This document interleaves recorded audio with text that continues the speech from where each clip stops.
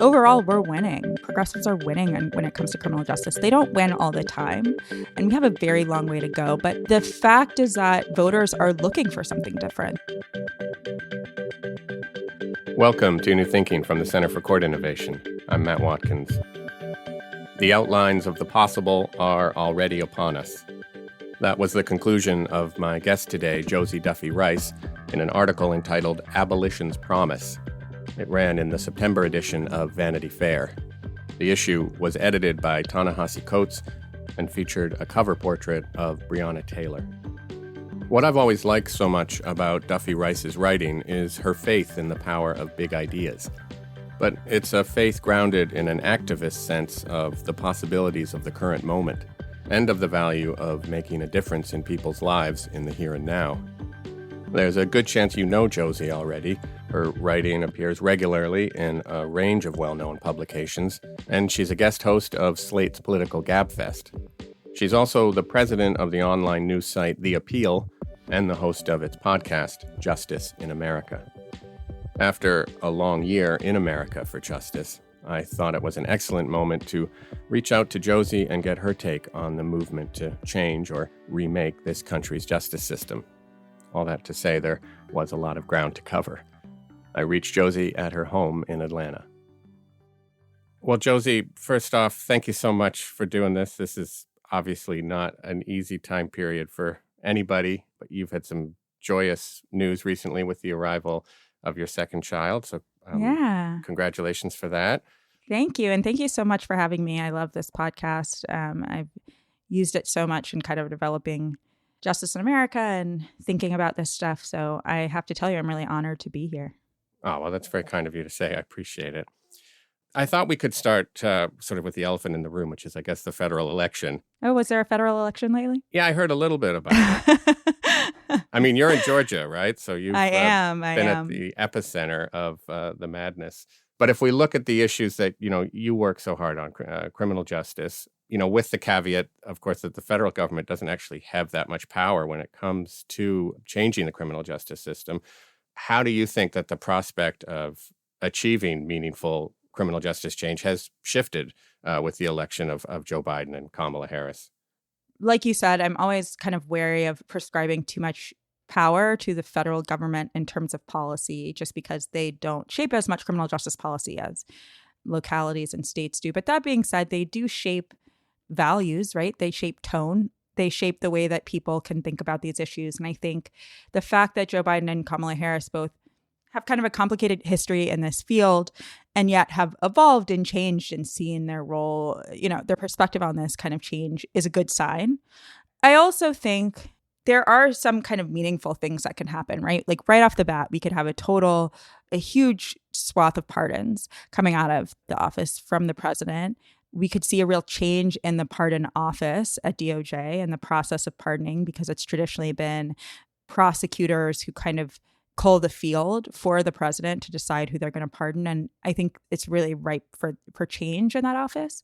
I also think there are other kind of like important things, right? Consent decrees coming out of DOJ, the idea that we have a Department of Justice that is willing to hold police departments and police officers accountable. Again, like there's only so much they can do. DOJ is only so big, and there's a lot of corruption in police departments across the country that is not going to get addressed by DOJ. But even the idea that they're willing to, what we've seen in the past 4 years is that we have a Department of Justice and a president who's just categorically unwilling to hold law enforcement accountable.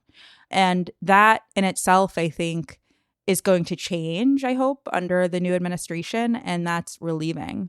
And I'll just say the last thing is that being in a Donald Trump era, living under a Donald Trump presidency, I think on both a policy level, a media level, as a writer, as a lawyer, it's very hard to play offense in general with a conservative administration. It's much harder to play offense when the conservative administration is the Donald Trump administration, which thrives in chaos and is constantly embroiled in scandal, is constantly causing some sort of mayhem that day. It just doesn't really allow people in any field on any topic to hunker down and make the kind of progressive change or push for the kind of progressive change that we want. And so I was talking to my in-laws about the new cabinet picks. And in some ways I have like very strong opinions. And in other ways, I'm like, as long as we're not, Donald Trump isn't in this office already, we're going to have a much easier time. I mean, we can't look into the hearts of either Joe Biden or Kamala Harris, but when you talk about how much they have evolved in their respective complicated relationships to criminal justice issues, a lot of their evolution has to go down to on-the-ground activism and on-the-ground organizing, and the way the conversation about criminal justice has shifted for the good in the last years. Like many people, I think that Joe Biden and Kamala Harris, when they made mistakes, they really believed they were doing right. And that has historically been the case in criminal justice, right? This has been a bipartisan effort to lock up people for years. And the thought was like, this not only lowers crime, it makes people better. It stick over the carrot. Like, this is how we change things. Hindsight's always 20/20. And there's plenty that people should have known in the moment. But now with sort of the destruction of the past few decades, it really gives an opportunity to look back and think like, is this actually how we want to handle crime, harm, wrongdoing in a society? I think we actually have an opportunity to kind of change that. When you talk about sort of a bipartisan view on things, I mean, I've seen a spate of renewed reporting on this notion that criminal justice reform is a bipartisan issue. How do you see that position right now? I'm not convinced. And in fact, maybe I'm convinced in the other direction, that criminal justice is being hindered by both parties.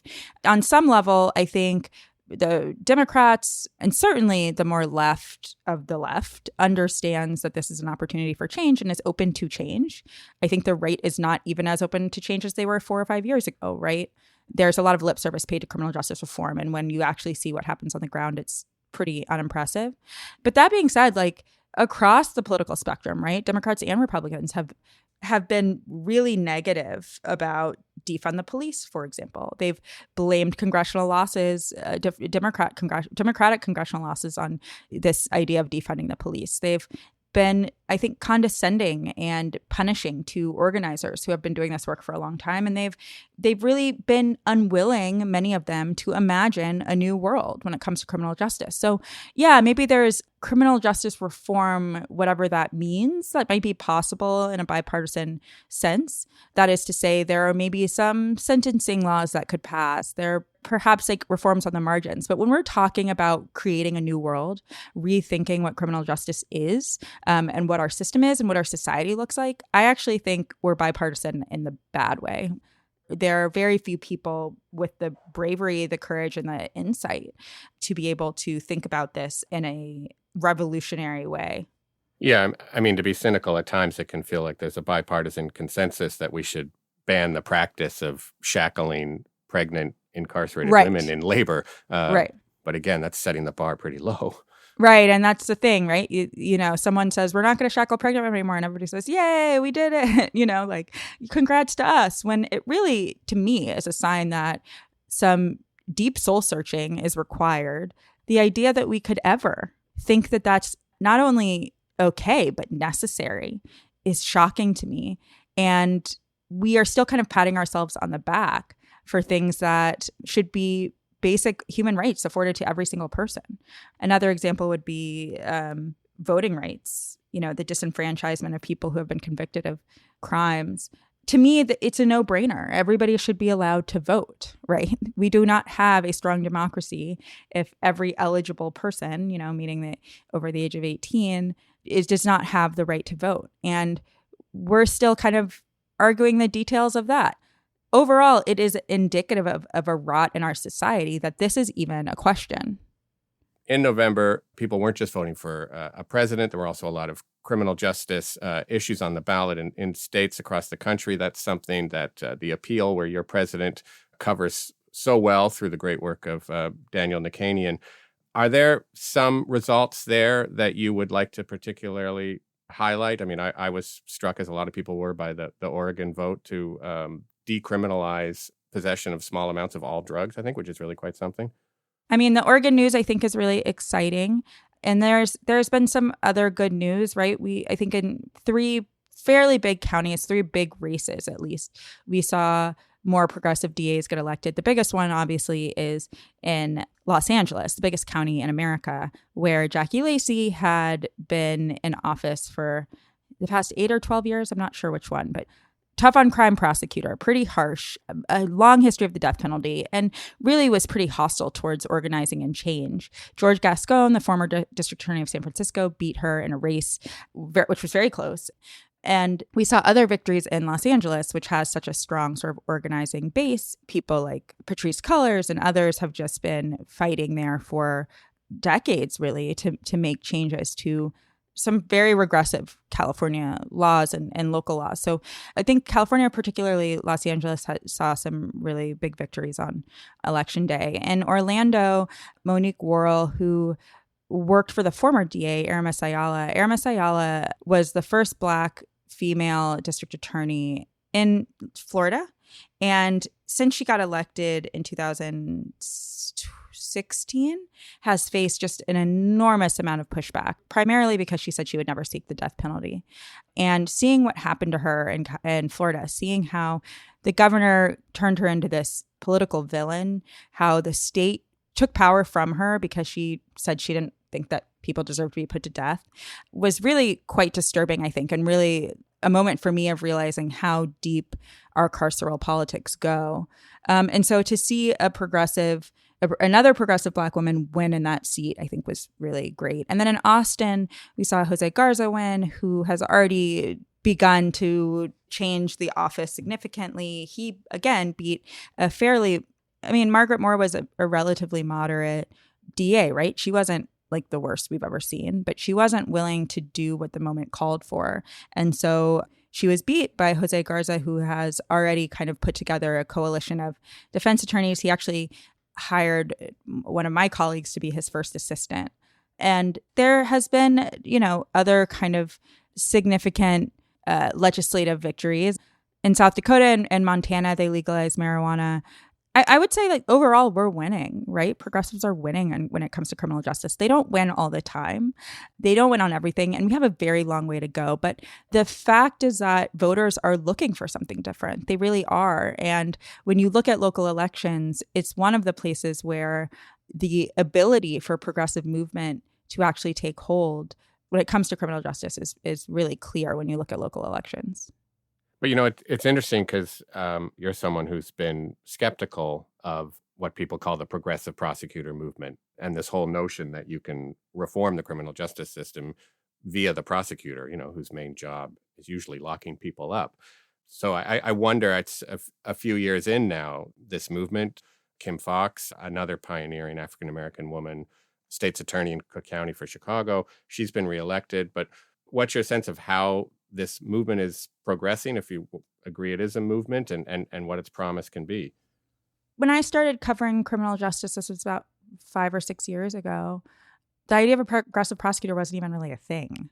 When a couple months after I started covering prosecutors, the more progressive candidate in Caddo Parish, Louisiana, where Shreveport is, won the election. And I don't think today we would even consider him progressive, right? He's pretty middle of the road. But at the time, it was just so major. It seemed like opening a completely new avenue of change. And I think in a lot of ways that's proven true, right? You think about Kim Foxx in Chicago, Larry Krasner in Philadelphia. You think about, Rachel Rollins in Boston, or again, Aramis Ayala in Orlando, and George Gascon in Los Angeles now. I mean, the impact that they've had, they certainly have not been perfect.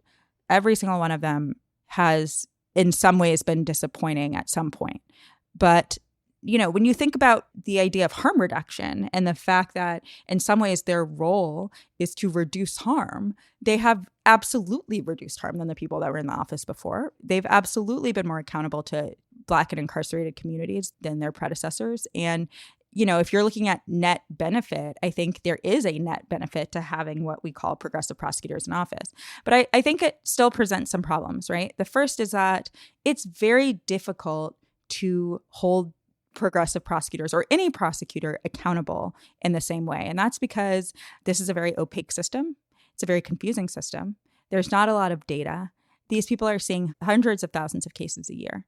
What that means is that for organizers and for people on the ground and for policymakers and for people who are invested in change in this system, it's not just good enough to elect a progressive prosecutor. You actually have to make sure they do what they're going to say. And that's hard. If you think if you think the campaign part is hard, the accountability part is just as hard, if not in some ways harder. And so that always gives me pause when we kind of think that election day is the end of the road. It's not. The second thing I think is that, look, prosecutors, no matter if you're the most progressive prosecutor on the planet, your job is to put people in prison, right? That's your job. And to me, that's a bad job. It's not a job I could do. It's not a job I can trust. And so, you're putting someone better into a system that still demands a level of cruelty, of barbarism that is unavoidable. And the idea that prosecutors are going to be the thing that creates the most change, that saves us, is, I think, completely false. But like any sort of reform, we're talking about a couple of different things, right? One, again, is harm reduction. One is like, how can we make the lives of people in this system better tomorrow than they are today? And I think by having a quote unquote progressive prosecutor, odds are a little bit more on people's side of that being possible. But if you're talking about really changing this system, it's not going to be the progressive prosecutor that does it.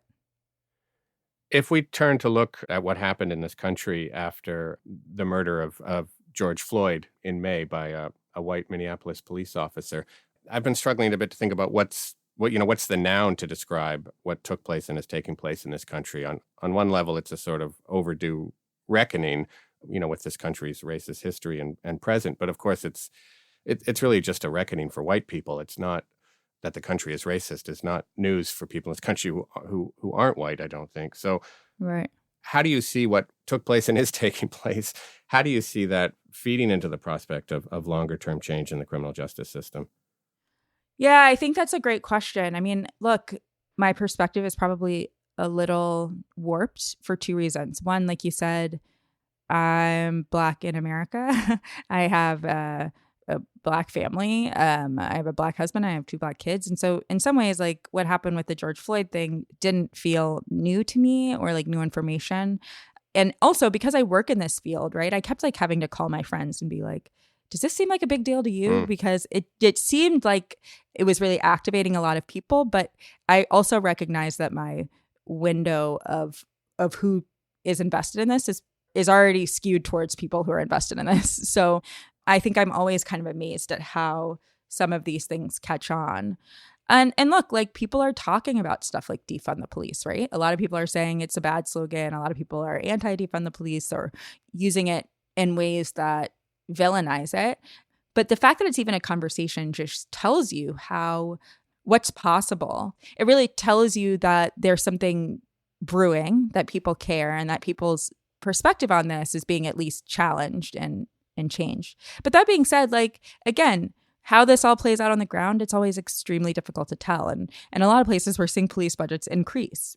We're seeing this being used for negative ends. We're seeing people run on this idea that progressives want lawless, dangerous cities. But I think what you're seeing in the George Floyd moment was really important. You saw people take to the streets. You saw not just Black people take to the streets, right? And you saw how police in particular use violence as a method of control. And what really shocked me in those moments were how willing they were to do that against white people. You were seeing white people get tear gassed, white people almost run over by police. It was kind of a moment where I think a lot of people were like, yes, this is what we've been talking about. Not that we want anybody to be harmed, of course, but it was an example of this is what Black people have been saying for literally generations. So it feels like an important moment. But as always, I'm nervous about what it actually means in terms of change, because it's easy to say you support these ideas. And I would say it's even pretty easy to go out and march a couple times. But again, this is a long fight and we need all hands on deck. And sometimes people get distracted after the summer's over, right? You mentioned defund the police, where there's a lot of controversy about it and a lot of, to be uncharitable, hand-rigging about it. It seems to me that there's a misunderstanding there that people are seeing it primarily as a slogan when it's not really a slogan. It's a very sharply pointed and formulated policy demand. I mean, I think that's Right. part of the reason it's having the success that it's having.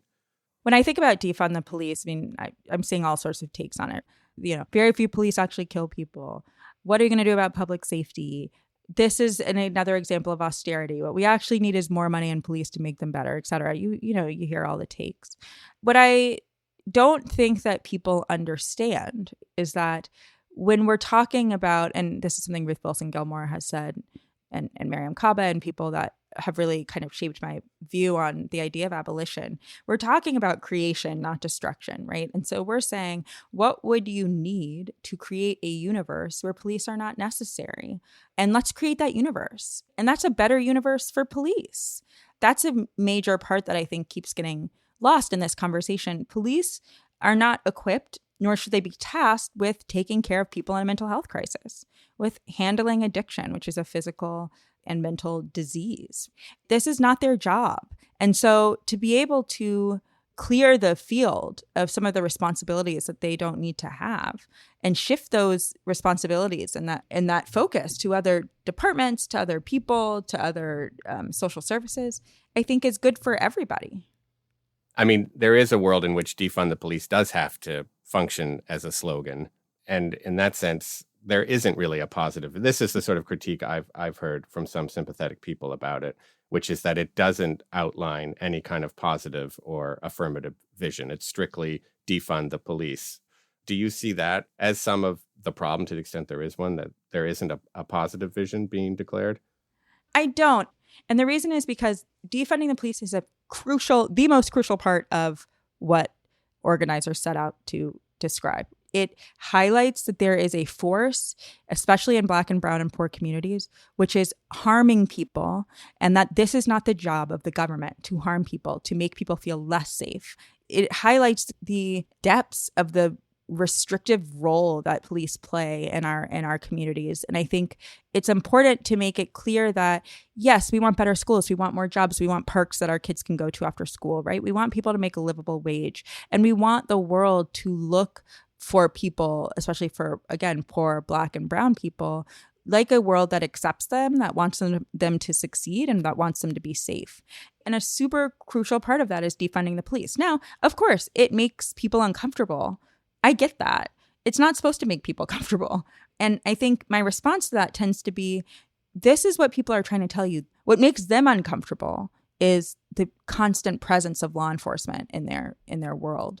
What makes them uncomfortable is the depths of brutality, of over-policing, of punishment that their communities have been subject to for decades. And what we tend to care about is what makes white people uncomfortable, rich people uncomfortable, suburban people uncomfortable, powerful people uncomfortable. But we don't tend to sit with what makes the people who are actually paying the price uncomfortable. I live in a neighborhood that is almost all Black, poor neighborhood. The schools are not good. The violence level is pretty high. And I love my neighborhood. I love my neighbors, right? But it can be a unnerving place to be sometimes late at night when you know that a couple houses down or a couple blocks away, there's consistent violence.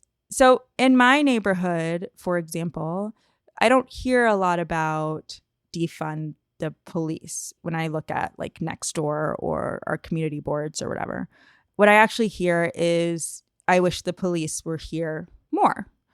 But what I think that misses is that if my community had what it needed, we would not need the police here more, right? If my community had the social services that my parents' zip code has, if my community had the investment that other neighborhoods have, we would not have the same concerns that we have right now. So, it's an extreme slogan. And I think that there are a lot of people who think it doesn't work. And a lot of people I respect think it doesn't work. When we first started talking about this, my dad called me and he's like, I don't really like the defund the police slogan because it sounds like you guys want to defund the police. And I was like, yeah, no, that's exactly what we mean. Thank you. But that is something that people have to sit with. And in my head, if we get to a place where we've defunded the police 50%, that's a pretty significant victory, right? It's not the whole gambit, but it's something. If we get to a place where people in budget meetings are starting to rethink how we have been increasing, law enforcement budgets at the expense of other social services for decades, that's a win. So I don't expect everybody to like it. Not everybody liked, if you were polling the civil rights movement this time 40, 50 years ago, you wouldn't like what you saw either. But I tend to believe that making people think about big ideas is important. It's your position that, in this great Vanity Fair article you wrote that I'll link to on the episode page, that, the police as an institution are just so polluted historically that it's not an institution that can be reformed. It can only be abolished. But would you say that now you would extend that judgment to the criminal justice or the criminal legal system as a whole? I think I would, yeah. I mean, there are parts of the system that I think are really important. I mean, in theory, at least, our Constitution really does afford defendants rights in a way that when you're learning about the Constitution, like high school civics or whatever, I just don't think you always recognize how crucial that is. The right to be tried by a jury of your peers, the right to, for a trial to be overseen by a judge, the fact that there are constitutional limitations to what defendants can be charged with or face or how they can be punished are important. So if I were designing again, there are parts that I would retain, but there's plenty that I would get rid of. And I think part of the problem of our criminal justice system is that we just rely on it too much. If this system was constantly dealing with real harm, murders and domestic violence, for example, if it was constantly dealing with rape, then I think I would feel differently about its efficacy and the value of the system as it's created. But it's actually not normally dealing with real harm. And it really is just kind of processing people in a way that not only fails to address harm, but actually increases it. So the system as designed and the system in practice are very different. And I don't think the system as designed is perfect by any means. But I think in some ways, it has good bones. And it's the way that it plays out on the ground that causes so much harm. And when we think about reform, like we're often, again, just kind of tinkering at the margins. We're saying, well, people with drug problems shouldn't have to go to regular court. They can go to drug court. Well, maybe that's helpful in some situations. And maybe it's better than nothing, except that we're still putting people with addiction problems in a punishment system. Its priorities are out of whack. The entire system's priorities are out of whack. And I don't know how you fix that without kind of starting from close to scratch. Right. But I mean, there are reforms that are a form of harm reduction, as you're saying, and some are going to be doing that more than others. So, I mean, what do you see as the relationship then between reform of the criminal justice system and abolition of it? Do you see reform and abolition as being opponents, or are there ways in which they can be complementary? I don't see them as being opponents. And I do think there are ways in which they can be complementary. I'm assuming we're not going to abolish everything tomorrow, and I don't think we could. Our society is really shaped around the criminal justice system. We allow it to shape our priorities. We allow it to do what other systems aren't doing. And so I don't think tomorrow you can take every police officer in every prison and shut them down, right? Because we don't have the structures necessary to absorb what we've created. But I think that question, whether reform and abolition are constantly at odds with each other or whether they can be complementary, is a really good one. And it sort of depends on the reform. I think we're always kind of imagining the counterfactual. When you look at what a reform does, I think it's worth looking at what it doesn't do and what it's prohibiting. And I think I'll use drug court as an example again. And I'm thinking of the drug courts here in Georgia and other places, not the more innovative courts that the Center for Court Innovation has, because as a former intern at CCI, I think the work that is done there is really, really crucial. But if a county implements a drug court and it actually is not having a much better impact on people with addictions' lives, but now they get to say they implemented this drug court, and now they get to say that they've done criminal justice reform, and they get to sort of sit on their laurels in that way without actually grappling with harm, then I don't know that that's a good reform. But then again, there are other reforms. There are places that are trying to cut jail populations by, a significant percentage. Is that abolition? No, it's not abolition. But that's good. That's a good thing. We're recognizing the necessity of reducing the population, and in some places they're doing it. And so sort of engaging with the big ideas and with the policy stuff takes a lot of nuance and balancing and trying to figure out what's best for this moment. I want to ask you about your work at the Appeal, but I thought before we get there, I'd really be interested to hear your take on how you think the media is doing of late covering criminal justice issues, and specifically maybe taking the point in time of the murder of George Floyd and everything that followed from it. When I started working at the public defender's office as an assistant, this was 11 years ago, the idea that the media would engage with the idea of reform without simultaneously constantly fear-mongering was kind of a pipe dream. And so the fact that you see that at all, I think, is a good sign. That being said, there's a long way to go. And the media faces a lot of kind of internal and external constraints that make it difficult sometimes to tell these stories. If you're a local reporter in county in Missouri or something and you cover, you're not a criminal justice reporter, you're a crime reporter. That's a different job. It requires different allegiances in a lot of ways. It requires, it's very difficult to criticize a local prosecutor if tomorrow you're going to need them for comment. We still see a lot of problems, right? We still see language like felon and criminal being used kind of constantly. We still see the media highlighting an outlier situation and fear-mongering with that outlier situation. And I think when you look at, for example, the coverage of the bail reform laws in New York and how immediately after bail reform was implemented, all of a sudden you saw headlines like man let out on bail, robs store, man let out on bail, hijacks car, or whatever it was, without kind of engaging with what that means, what it means to keep someone who hasn't been convicted of a crime in prison. How many people were let out on bail and didn't do any of that stuff? Is crime actually increasing? What does an increasing crime look like? What are the other social factors going on at this moment? For example, how low is unemployment, and are we in a pandemic or whatever? You really just saw a lot of willy-nilly connection between policy reform and crime on the ground, which I think was irresponsible and largely falls on the media's shoulders. So that's a very long way of saying that it's gotten better in a lot of ways, but we still have a very, very long way to go when it comes to having a discerning and accurate media infrastructure around this issue.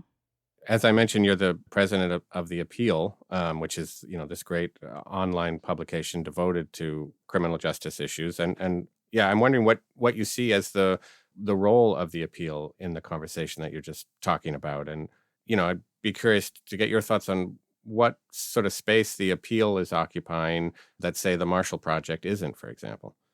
Journalism in a lot of places is falling apart. It doesn't have the funding it needs. It's been bought up by big corporations and chopped into a million pieces and left for dead. It's being run by big conglomerates like Sinclair. Reporters don't have the resources necessary, especially, and by reporters I mean local reporters, resources necessary to do investigative journalism, to tell big stories, to keep their jobs.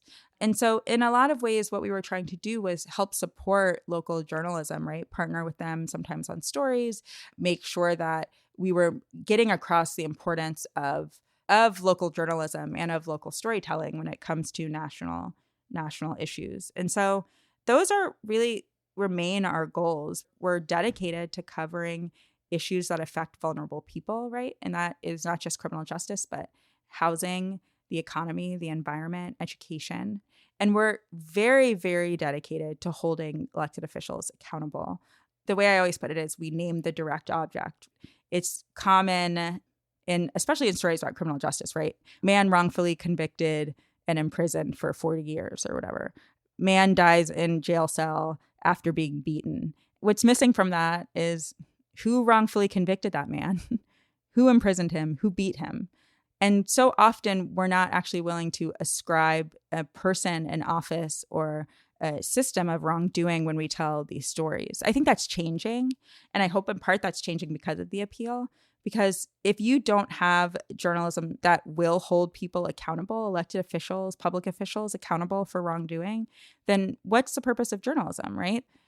The differences between us and the Marshall Project, I think the Marshall Project started with slightly different goals. They still pretty exclusively cover the criminal justice system, and a lot of the work that they do is just absolutely incredible. They have great reporters. They're really important. I don't actually know that this is a difference, but I'll say that one of our operating perspectives at the Appeal is that there is no real question of whether mass incarceration exists. Like, we acknowledge that at baseline. That, and this isn't really directed at the Marshall Project, but is more of a sort of a broader thing that I think sets us apart, is that we're starting a little bit down the line. We don't do a lot of work on like, is this injustice? We start with the injustice part, and then we tell stories. People call it different stuff like advocacy journalism and left journalism or whatever. I don't tend to like those terms because I think that they're kind of empty and meaningless in a lot of ways. But we're certainly, you wouldn't read the appeal and not know where we come down on things. And I don't think that's true of the Marshall Project either, although we might be a little bit more extreme and on in that sense. But, you know, like, all of us are trying to tell stories, tell substantiated stories. The journalism that I think all the publications in this field do is extremely strong. And we're trying to run nonprofit newsrooms. And so in a lot of ways, there's more similar between us than different. No, definitely. Although, you know, it seems to me, though, that you guys started with the notion that the criminal justice system did not have to exist. I mean, you know, the idea of abolition has always been on the table for the appeal. And given what we've been talking about with the ascent of the defund the police demand of late, I mean, in some ways that makes you guys seem ahead of the curve. Yeah, I mean, I think that this is true. At the appeal, we're certainly ready to present the big ideas, the really big reforms, to really talk about like how this could look different and create and at least make accessible a vision of a future. That's not every outlet's priority. That goes for any outlet, right? Like the New York Times, the Washington Post, whatever. Like, people have different kind of perspectives on what journalism provides. And I think we need all of it. And then, of course, I'd be remiss if I didn't ask you about your great criminal justice podcast, Justice in America. I think you guys are heading now into your 4th season. And I'm wondering what you see yourself doing through audio in this space that maybe you can't do through print.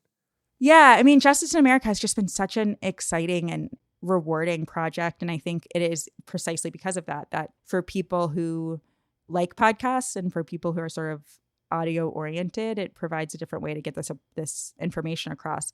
It's not the same as the written work on the appeal, right? You know, we're not doing a podcast per story. We're not doing a podcast per location. We do it basically by topic. You know, we've talked about prosecutors and immigration. We've talked about public defense, the criminalization of poverty, judicial elections. We've talked about clemency. We've talked about restorative justice. And it's different, I think, than telling individual stories, right? We're kind of fitting the stories into the general topic instead of the other way around. But the hope, I think, is that it's accessible in the way that I want the appeal to also be accessible. Again, the criminal justice system is really opaque, and it's really only, the details of it are really only accessible to people who focus their whole lives on it, or are lawyers, or whatever it is. And it's a system that affects all of us, right? So we should all be able to navigate it with some level of knowledge. And that's sort of what we're trying to help provide.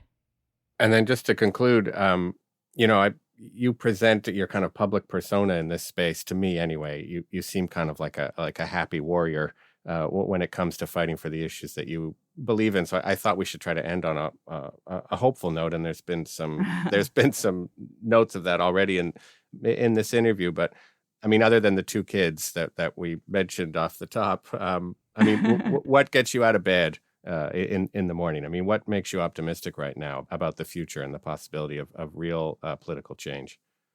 We're in a generational struggle. We're not in a struggle for this year. We're not in a struggle for this decade. We're not even in a struggle for this century, right? We're in a generational struggle in which we are kind of only a part of that. And we're part of something much bigger. That can either drive people or be overwhelming. For me, I think it really helps drive me because it gives a sense of purpose and a sense of purpose to future generations. And it means that I'm working towards something that I might not ever see really the fruits of, but that's okay if I'm fighting a big fight. So yes, my kids help get me out of bed mainly because they wake up at like 6 a.m. and I have to get out of bed. I am lucky to have great friends and family, and all of that really helps kind of not get too depressed about this field.